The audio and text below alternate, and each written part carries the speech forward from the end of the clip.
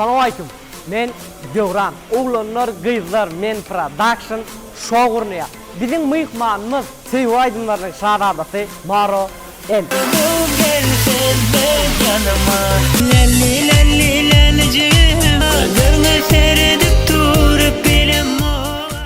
Bizim şoğumuz 6 noyabrda İstanbul'daki Bla Bla Bla Kuluk'ta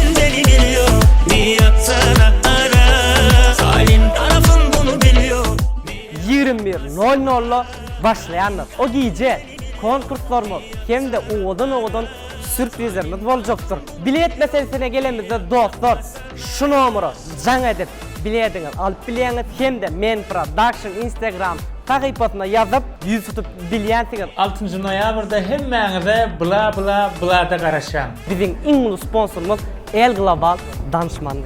İstanbul'u gaynat yaz.